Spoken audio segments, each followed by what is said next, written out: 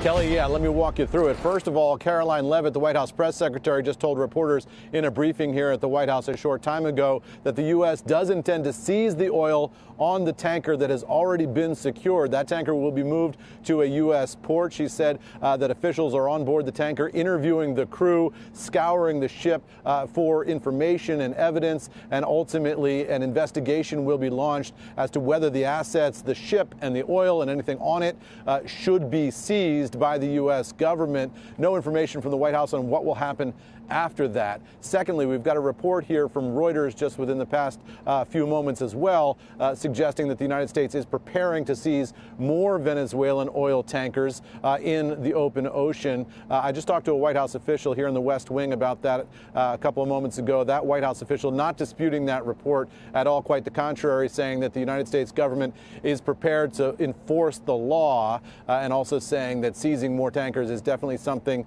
that this administration would want to do. To that end, Kelly, our intrepid producers on the news desk at CNBC Global Headquarters have spotted the OFAC list the Treasury puts out. That is the seized asset list, or the sanctions list by the Treasury Department, has just been updated, and on it are a number of oil tankers. These are now designated oil tankers that are allegedly in violation of U.S. sanctions. Those include H. Constance, a crude oil tanker with a Panama flag; Carria M, a crude oil tanker with a Panama flag; Latafa, a crude oil tanker also Panamanian flagged; Monique, of Cook Islands flag; Tamia, a crude oil tanker with a Hong Kong flag, et cetera, et cetera. You get the idea. A lot of crude oil tankers are now on Treasury's OFAC list.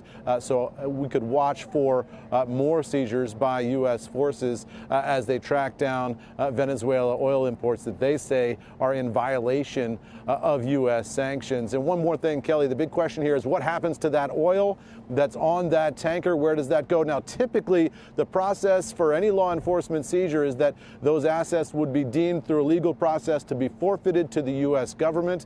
At some point down the line, quite a bit down the line, there will be an auction, often by the U.S. Marshals, to auction off those seized assets that the U.S. government does not need to hold anymore. So frequently you see the U.S. Marshals auctioning off houses and Ferraris and other assets that have been seized by drug dealers and other lawbreakers. In this case, that is one option, although the White House is not committing to going down the path of having U.S. Marshals auction for thousands of barrels of oil seized on the open ocean. Kelly, back over to you. Well,